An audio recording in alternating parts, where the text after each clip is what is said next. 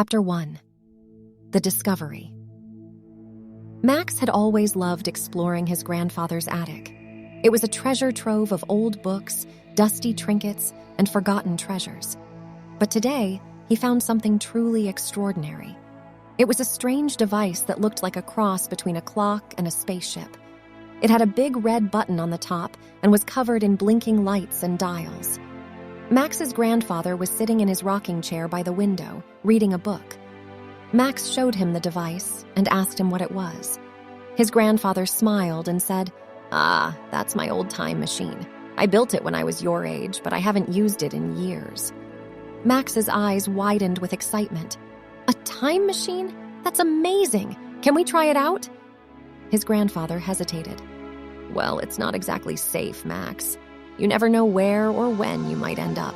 It's best to leave it alone." But Max was too curious to listen. He pressed the big red button and watched as the lights and dials on the time machine came to life. Suddenly, there was a loud whooshing sound and a blinding flash of light. Max felt himself being pulled forward as if he were falling through a tunnel. When the light faded and the whooshing sound stopped, Max found himself in a strange and unfamiliar world. He looked around and saw that he was surrounded by towering trees and lush vegetation. It was a world unlike any he had ever seen before. But as he explored his new surroundings, he soon realized that he was not alone. There were creatures here, creatures he had only ever seen in books and movies. Dinosaurs. Max's heart raced as he realized where, or rather, when he had ended up. He was in the age of the dinosaurs, and he had no idea how to get back. Chapter 2. The Time Jump. Max looked around, trying to make sense of his surroundings. The air was thick with humidity, and the trees were so tall that they seemed to touch the sky. In the distance, he could hear the roar of something big and frightening. Max's heart was pounding in his chest. He had no idea how he was going to get back home.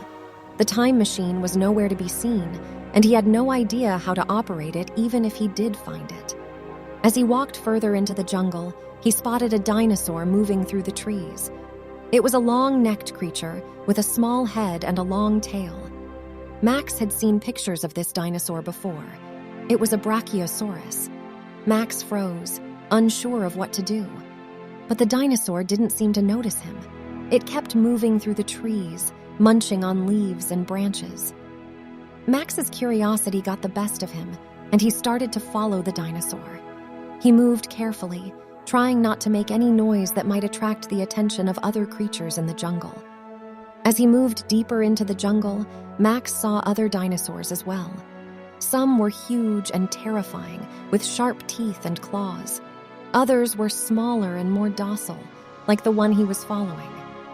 After a while, Max realized that he was hopelessly lost. He had no idea how to get back to the time machine, and he had no idea how long he had been wandering through the jungle. Just when he thought things couldn't get any worse, he heard a sound that made his blood run cold.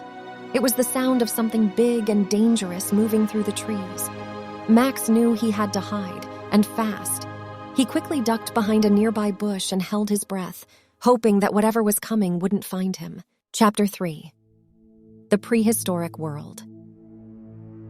Max crouched behind the bush, his heart pounding in his chest. He could hear the sound of the approaching creature getting louder and louder until it was right on top of him. Max peeked through the leaves and saw the source of the noise. It was a large carnivorous dinosaur with razor-sharp teeth and claws. Max recognized it from his dinosaur books. It was a Tyrannosaurus Rex. Max knew that he had to stay hidden if he wanted to survive.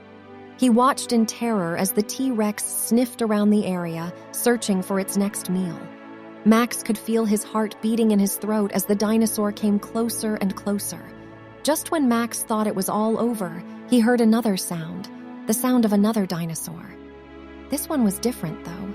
It sounded smaller and more agile, and it seemed to be distracting the T-Rex. Max dared to peek out from behind the bush again and saw the other dinosaur.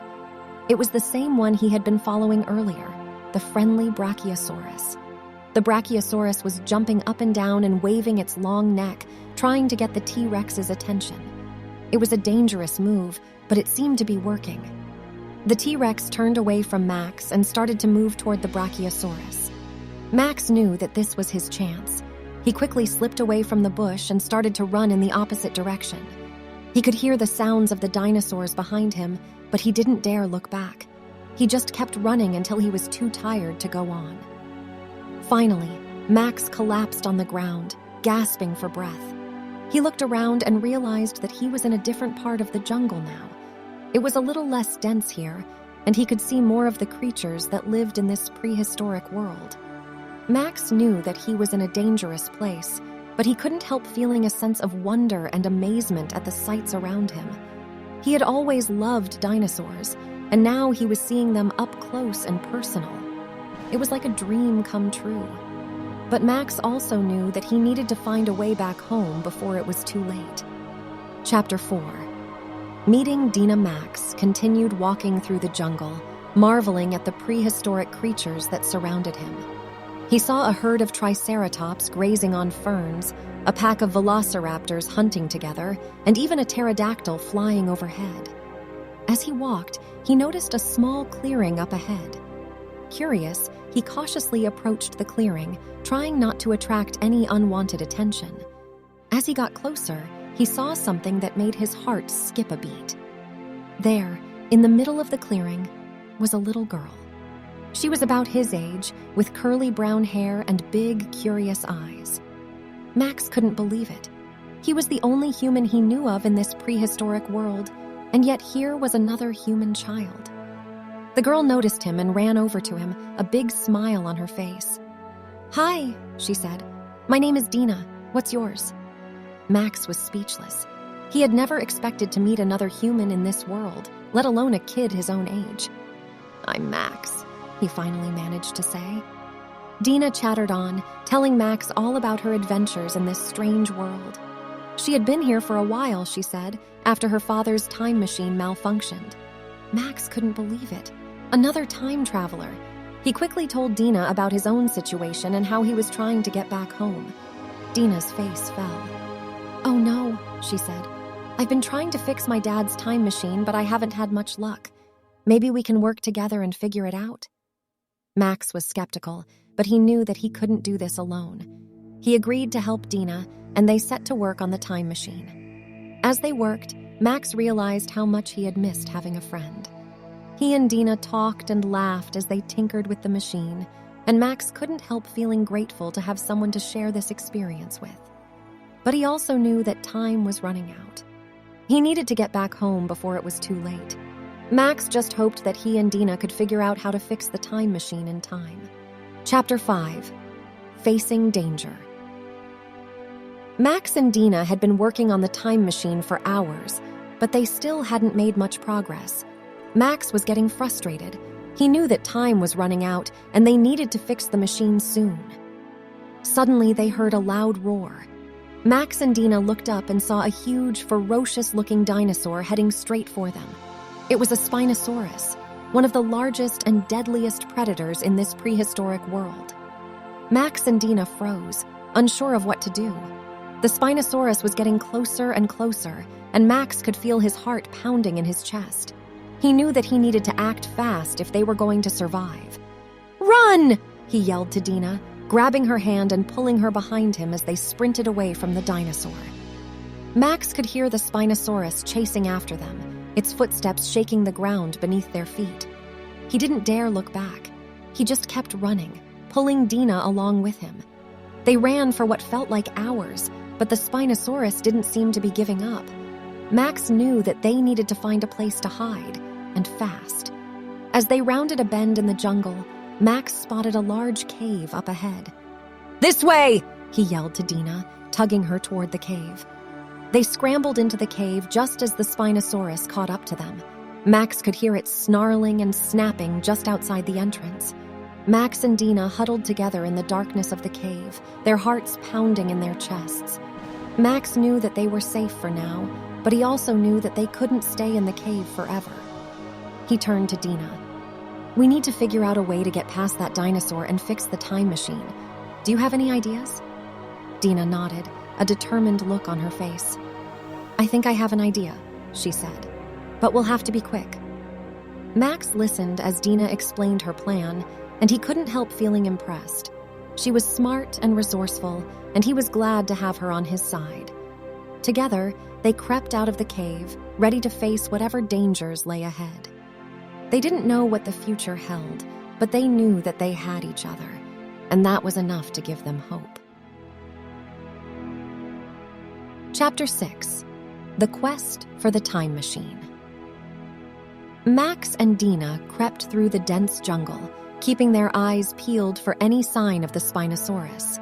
They knew that they needed to reach the time machine and fix it before it was too late. As they made their way through the jungle, they came across a group of prehistoric creatures. There were stegosauruses, triceratops, and even a brachiosaurus. Max and Dina tried to stay hidden, not wanting to attract attention. But as they moved deeper into the jungle, they realized that they were lost. They had no idea where the time machine was or how to get back to it. Max started to feel hopeless. They were running out of time, and they didn't have a clue where to go. But then, he remembered something his grandfather had said. When you're lost, always follow the river. Max looked around and spotted a narrow river running through the jungle. We need to follow that river, he said to Dina. It might lead us to the time machine. They made their way to the river and started walking along its banks. The water was shallow, and they had to be careful not to slip on the rocks. After a while, they came across a group of velociraptors. The creatures hissed and snarled, eyeing Max and Dina hungrily. Max and Dina knew they had to act fast. Dina grabbed a nearby branch and swung it at the velociraptors, keeping them at bay. Max looked around and spotted a fallen log nearby. He grabbed it and used it to fend off the creatures. The velociraptors were fast, but Max and Dina were determined. They fought their way past the creatures and continued down the river. Finally, after what felt like hours of walking, they saw it. The time machine, hidden behind a cluster of trees. Max and Dina rushed toward the machine, their hearts pounding with excitement. They knew that they were running out of time, but they were determined to fix the machine and get back home. As they worked on the machine, Max couldn't help feeling grateful for Dina's help. He knew that he couldn't have done this without her, and he was glad to have her by his side.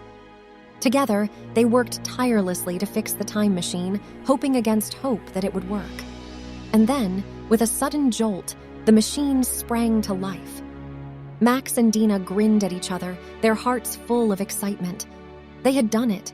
They had fixed the time machine and were ready to go home. But as they prepared to jump through time, they knew that their adventure wasn't quite over yet. Chapter 7. The Final Battle. Max and Dina stepped through the time machine, ready to return home. But as the machine whirred and hummed, they suddenly heard a terrifying roar outside. The Spinosaurus had returned, and it was angrier than ever. Max and Dina knew they couldn't leave the prehistoric world without facing it one last time. They stepped out of the time machine and stood face to face with the massive creature. Its razor-sharp teeth glinted in the sunlight, and its eyes glowed with rage. Max and Dina knew they had to act fast. They had one chance to defeat the Spinosaurus and make it back home alive. Dina grabbed a nearby stick and charged at the creature, her eyes blazing with determination. Max followed close behind, armed with a sharpened rock. The battle was fierce and brutal. The Spinosaurus was relentless, charging at Max and Dina with all its might. But Max and Dina were just as determined, fighting back with all the strength they had. The battle raged on for what felt like hours. Max and Dina were battered and bruised, but they refused to give up. They knew that they had to defeat the Spinosaurus if they wanted to make it back home alive. Finally, with a mighty blow, Dina knocked the Spinosaurus to the ground. It let out a final anguished roar before falling silent. Max and Dina stood panting, their hearts pounding with exhaustion and triumph. They had done it. They had defeated the Spinosaurus and were ready to return home. As they stepped back into the time machine, Max felt a surge of gratitude toward Dina. He knew that he couldn't have defeated the Spinosaurus without her help, and he was grateful to have her as his friend. The time machine whirred and hummed once more, and then with a sudden jolt, Max and Dina were back in the present day. They stepped out of the time machine and looked around, their hearts filled with wonder and excitement. They had traveled through time and survived incredible danger, and they knew that they would never forget their incredible adventure. As they walked back to Max's house, Max felt a sense of joy and wonder fill him. He knew that he would never forget his incredible journey with Dina and that they would always be friends, no matter where their adventures took them next.